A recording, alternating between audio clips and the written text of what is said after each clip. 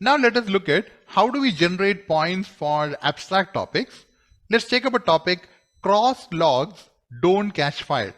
This was a topic which was given at IIM Shillong a few years ago when they used to do group discussions, particularly with abstract topics. So let's take a look. Now, as I said, in abstract topics, it is your interpretation of the given topic because there is no precise, clear idea which is given in an abstract topic.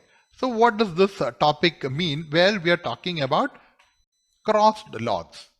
So as you can see, the logs are kept zigzag and then you are trying to ignite the log.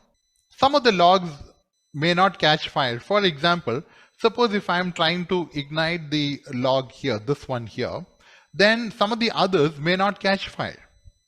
Normally, you would expect the logs to be kept aligned. If you're trying to ignite a bunch of candles, then we keep the candles together, isn't it? And then try to ignite them. So how do you interpret this given topic?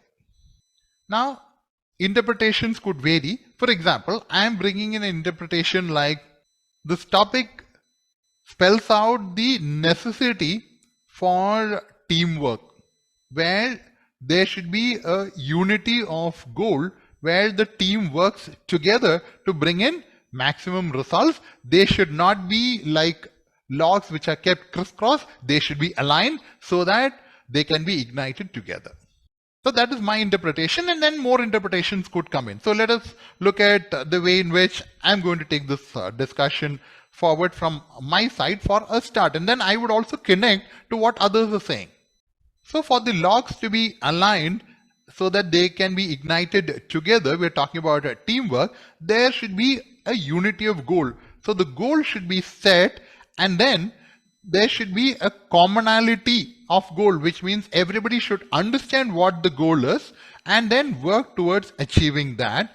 So we need to communicate the goal, the essence of it to everybody and educate them about the benefits of achieving that, benefits for self and for the benefit of the organization. What is the benefit that the organization would get if the target is achieved, the goal is achieved?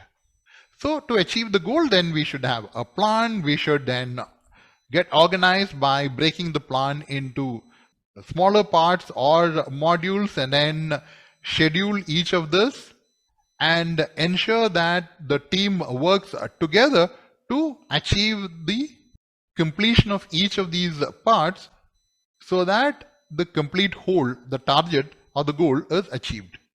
So for that, we need to communicate each step at each stage, what needs to be done with clarity. So the plan is there on paper, but it has to be communicated very clearly to the team members, and everybody should be taken into confidence. It should be an all-inclusive kind of approach where everybody feels as a part of the team, where guidelines are provided and also resources are provided. So what is required should be provided in ample measure at the right time. Sometimes training would be required, so that is provided. Then constant monitoring review is done regarding the output of each team member. We're talking about the need to motivate the team so that the desired output is achieved at each stage. And if it is not done, then we talk about corrective action to be taken, ensure that no one is out of sync at any point of time, because initially we could all start together. At some point of time, somebody could go out of sync and become a cross log. So immediate corrective action needs to be done. And in case that person becomes a cross log, then understand why that happened and then take corrective action and also put in steps in place to ensure that that is not repeated in future. Some safeguards are put in place. So that is based on whatever my interpretation of the topic was. Now let us go back to the topic and investigate a bit more. It says cross logs. So why are some of the logs positioned in a cross manner? Why do we find them crossed? Why are they not aligned? In a teamwork kind of situation, it could be a clash of interests between personal goals and the organizational goals, because both of them have to be aligned to achieve maximum effectiveness. So we can then talk about that. We can talk about maybe the goals were not communicated properly to the team members, which means that they go out of sync and becomes a cross log.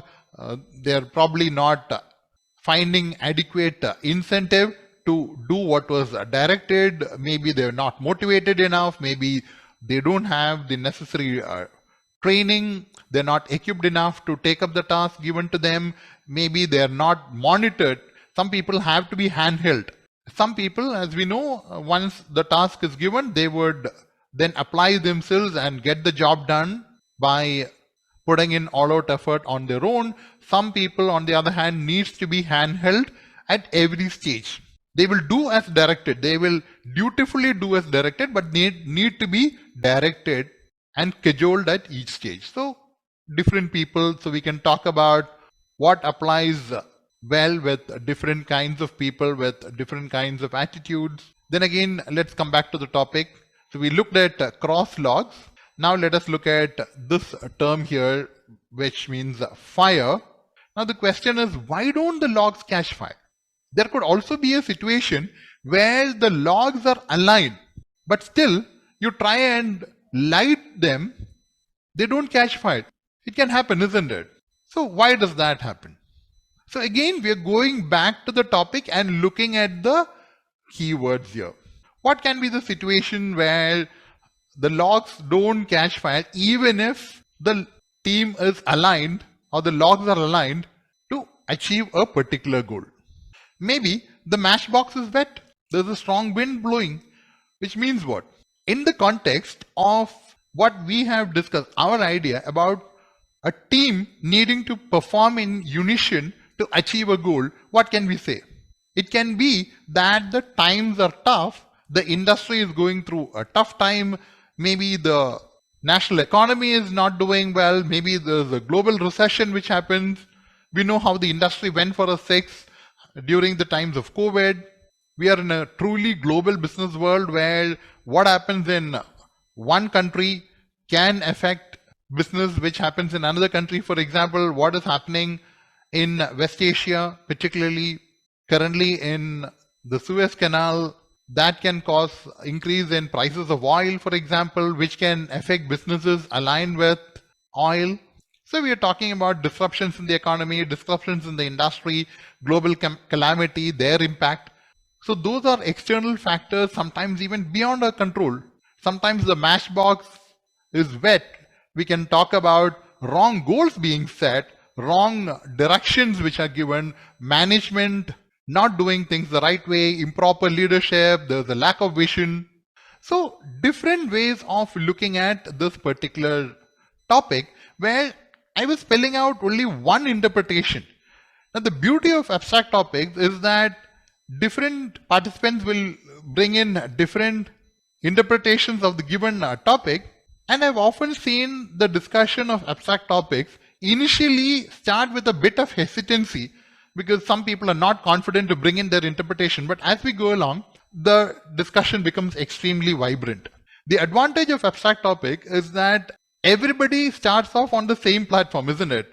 Unlike a knowledge-based topic where people who have a knowledge about that particular topic have that kind of an advantage, here everybody starts off on the same platform, and it is your ability to bring in new perspectives about that particular topic into the discussion which converts into winning points for you.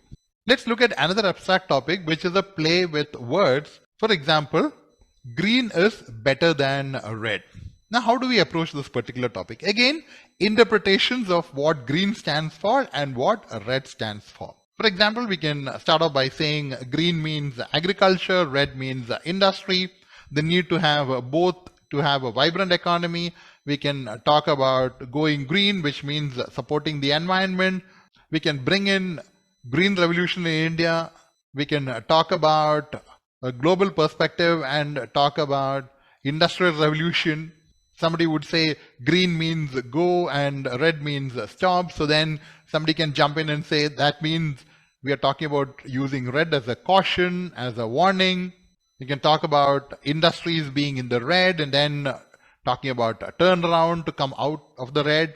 You can talk about red means symbol of love, which means a red rose. You can talk about red carpet welcome.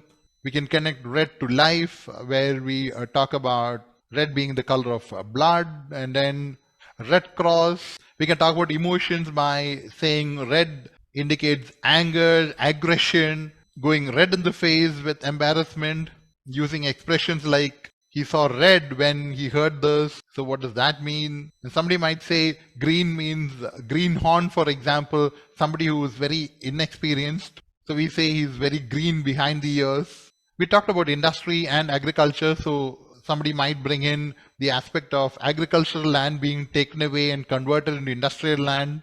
Somebody might come in and talk about both green and red being a part of VIBGYOR, the primary colors, and then all of them together form the wonderful concept of a rainbow. So we are talking about the need for all the colors to be there to make this world a better place, trying to be all inclusive, because the topic talks about green is better than red. So we need both the industry and agriculture to coexist for the development of the economy and do it the right way without harming the environment, sustainable for tomorrow. So keep adding to various aspects of the given topic and go along. So I hope that I've given you enough ideas about how to generate points in a group discussion. Appreciate your time. Hope my insights were valuable and you benefit from my expertise. Catch the next video in our GD interview mastery series for MBA aspirants. The link is in the description. Stay tuned for more success tips.